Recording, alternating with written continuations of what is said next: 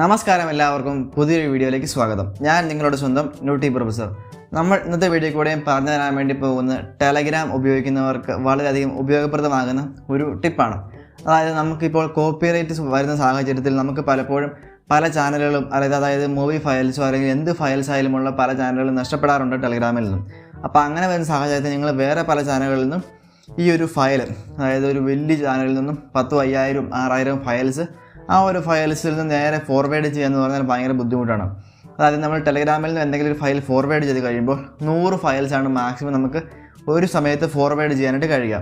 അതുപോലെ തന്നെ ഒന്ന് ഫോർവേഡ് കഴിഞ്ഞ് നമ്മൾ ആ ചാനലിലേക്ക് കയറി ഫോർവേഡ് കൊടുത്തു കഴിഞ്ഞാൽ പിന്നെയും നമ്മൾ ആ ഒരു ചാനലിൽ പോയി ഓപ്പൺ ചെയ്ത് ഫയൽ സെക്ഷൻ എടുത്ത് സെലക്ട് ചെയ്ത് കൊടുക്കേണ്ടി വരും. അപ്പോൾ 10,000 ഫയൽസൊക്കെ ഉണ്ടെങ്കിൽ വളരെ ബുദ്ധിമുട്ടായിരിക്കും ഈ ഒരു കാര്യം എന്ന് പറയുന്നത്. അപ്പോൾ ഈ ഒരു സംഭവം വളരെ എളുപ്പമാക്കി ചെയ്യാനായിട്ട് നമ്മളെ സഹായിക്കുന്ന ഒരു ടിപ്പാണെന്ന് പറയാൻ വേണ്ടി പോകുന്നത്. അപ്പോൾ എത്ര ഫയൽസ് വേണമെങ്കിലും ഒറ്റയടിക്ക് സെലക്ട് ചെയ്തതിന് ശേഷം ഒറ്റയടിക്ക് നമുക്ക് ഷെയർ ചെയ്യാനായിട്ട് സാധിക്കുന്ന ഒരു അടിപൊളി ടിപ്പാണ് നമ്മൾ എന്ത് വീഡിയോ കൊണ്ട് നോക്കാൻ വേണ്ടി പോകുന്നത്. അതിനുവേണ്ടി നമുക്കൊരു ആപ്ലിക്കേഷൻ്റെ സഹായം ആവശ്യമാണ്. അത് ടെലഗ്രാമിൻ്റെ തന്നെ മറ്റൊരു ആപ്ലിക്കേഷനായ bgram എന്ന് പറയുന്ന ആപ്ലിക്കേഷനാണ്. ഈ ഒരു ആപ്ലിക്കേഷൻ്റെ ഡൗൺലോഡ് ലിങ്ക് പ്ലേ സ്റ്റോറിൽ ഞാൻ ഈ വീഡിയോ താഴെ ഡിസ്ക്രിപ്ഷനിൽ കൊടുത്തേക്കാം. നിങ്ങൾ ആ ഒരു ആപ്ലിക്കേഷൻ പോയി ഇൻസ്റ്റാൾ ചെയ്യാം. അതിനുശേഷം ബാക്കി ചെയ്യേണ്ട കാര്യങ്ങൾ ഞാനൊരു വോയിസ് ഓവറോടെ പറഞ്ഞു തരുന്നതായിരിക്കും.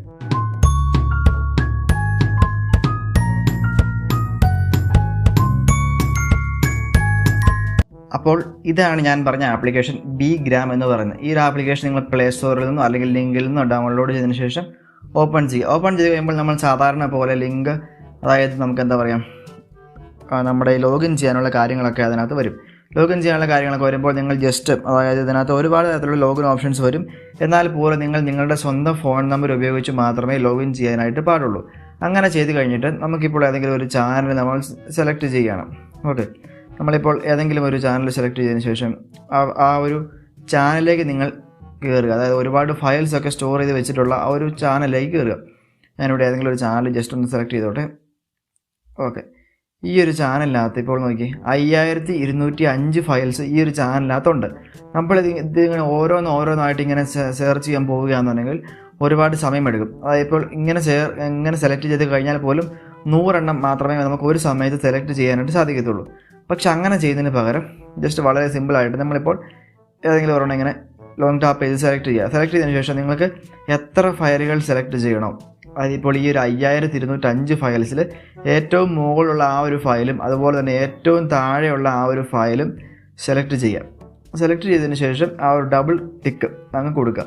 ഡബിൾ ടിക്ക് കൊടുത്തതിന് ശേഷം ഇപ്പോൾ ഇവിടെ 383 ഫയൽസ് അവിടെ, അതായത് സെലക്ട് ആയിട്ടുണ്ട്.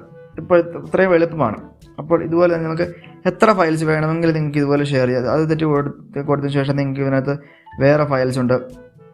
അതായത് നിങ്ങളുടെ ഇഷ്ടത്തിനനുസരിച്ച് എത്ര ഫയൽ വേണമെങ്കിലും നിങ്ങൾ ഇതിനകത്തുനിന്ന് ജസ്റ്റ് ഒന്ന് സെലക്ട് ചെയ്ത് എടുക്കുക.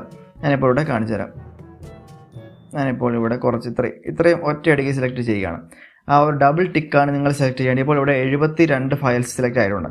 അതിനുശേഷം നിങ്ങൾ ആ ഒരു ഫോർവേഡ് ബട്ടൺ, അതായത് ആ മുകളിലോട് ഒരു ഇൻറ്റു ബട്ടൺ കൊടുത്തേക്കുന്ന ഫോർവേഡ് ബട്ടൺ, അതായത് എക്സ് ബട്ടൺ കൊടുത്തേക്കുന്ന ഇൻറ്റു ബട്ടൺ ക്ലിക്ക് ചെയ്യുക.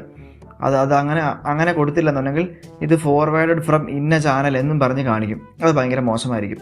അതുകൊണ്ട് നമ്മൾ നമ്മുടെ സ്വന്തം ചാനലിലേക്ക് മാത്രം ആഡ് ചെയ്യുക.